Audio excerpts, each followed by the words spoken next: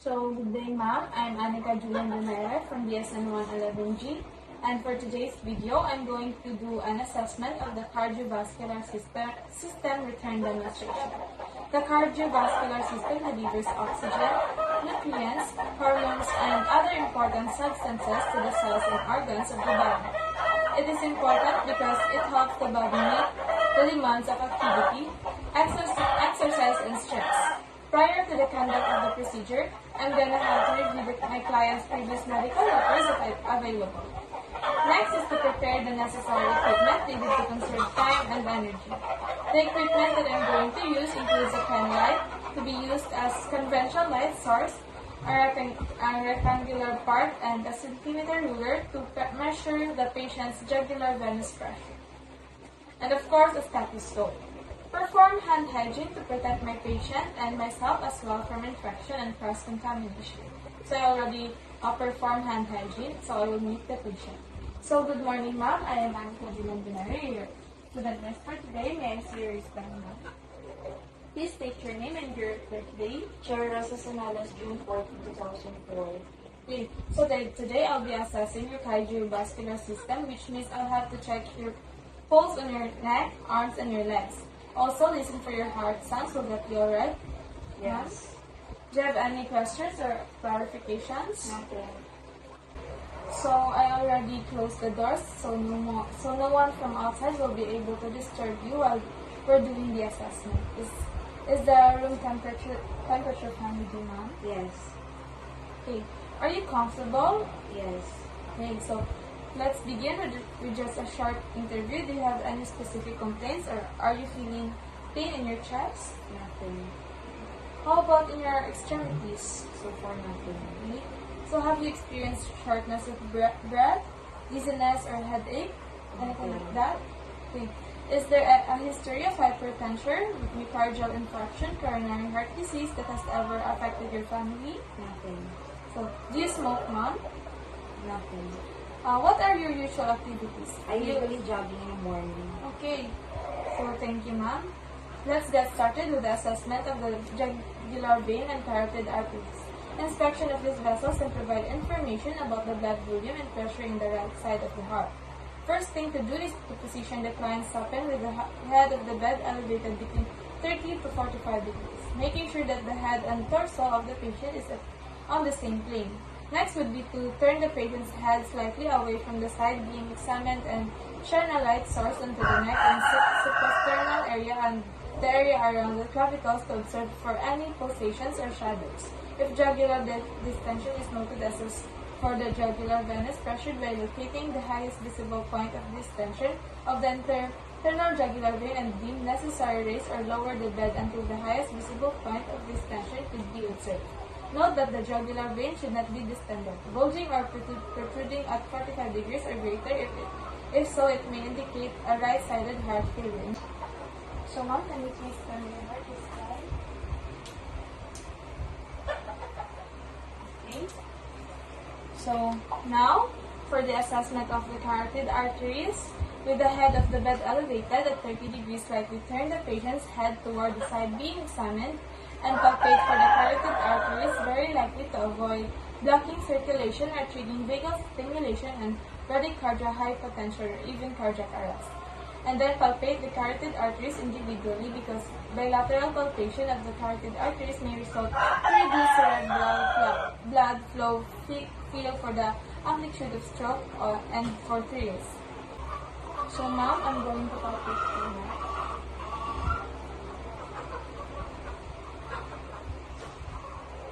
Okay.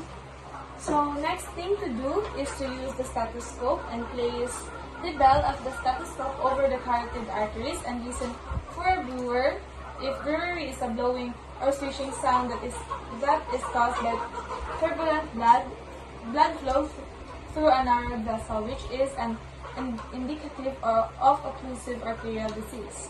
So I'm going to use my stethoscope.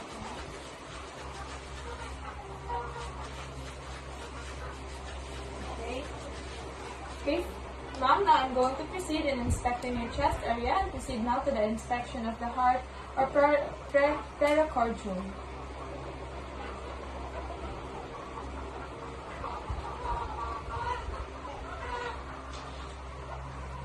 Okay. First thing to do is to begin with a general inspection of the chest wall, and I'm looking for any pulsations, symmetry of movement, retraction of or heaves. Heaves are strong outward thrust of the chest, which I don't see. Now, simultaneously inspect the precordium for pulsations while calculating for the aortic, pulmonic, and tricuspid and apical area. Palpate for hips or lifts using the palm or hold the finger pads flatly or obliquely against the chest. Now press the ball of the hand firmly against the chest wall and feel for thrills. Thrills is a vibratory sensation felt on the skin overlaying an area or turbulence which indicates a loud heart murmur caused by an incompetent heart valve. Now we'll pay attention for impulses using the finger pads flatly or obliquely on the aortic, pulmonic, tricuspid, and apical area. Now palpate for the applicable impulse using 2 to 3 finger pads, and for final assessment, use one finger only to confirm the characteristic of the impulse. If unable to palpate the effect of impulse with the patient stopping, then reposition the client to roll partly on her left lateral side and palpate again. So ma'am, can you please roll on to your left side? Please take a deep breath.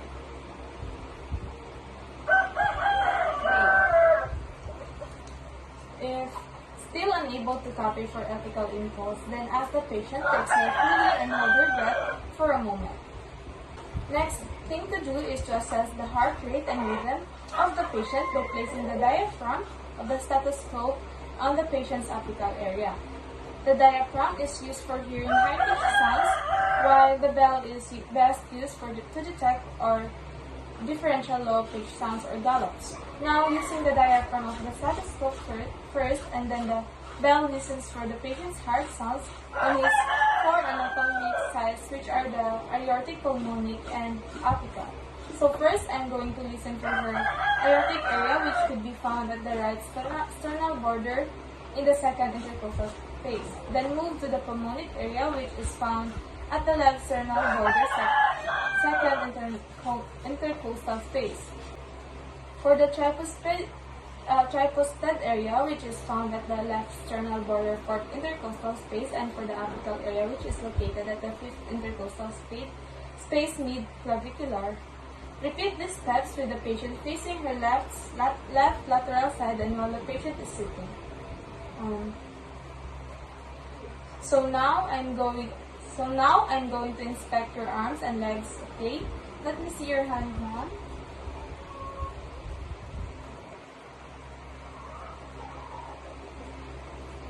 Okay, so her hand's temperature is warm, skin color is consistent, no venous pattern.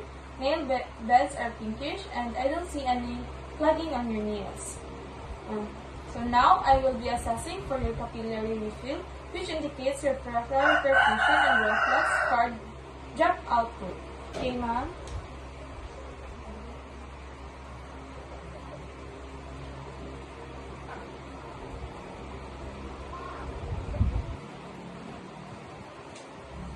Okay, capillary refill is good, and I already checked your ulnar pulse. The radial pulses are bilaterally strong and graded 2+, which means normal. Next is performing the Allen test, which is done to test the patency of the ulnar and radial artery. Okay, ma'am, I need you to open and close your hands as quickly as you can, and then squeeze it after. Okay, ma'am, please squeeze your hand. Squeeze again. Okay. Squeeze again. Okay. How about your other hand now? Squeeze your hand. Again. Squeeze. Squeeze again. Okay. So now I'm going to proceed to your lower extremities. Okay. So I see that the color is consistent all over and hair is evenly distributed, and your lower extremity feels warm. I'm looking for any ulcerations, edema,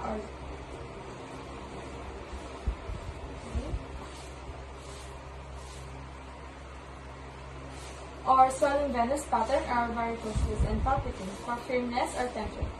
Now I'm going to start with your cocktail pose.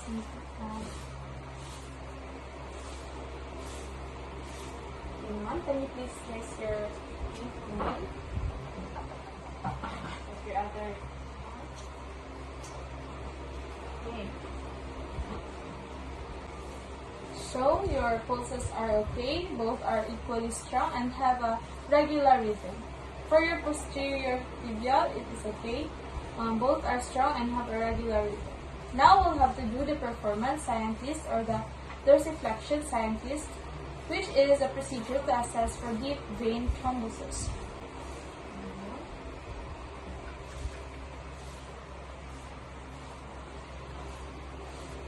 Okay, so now we're done the assessment of your cardiovascular system, and just to sum up everything that we've covered, upon auscultation of your neck, I've heard no swishing or blowing sound.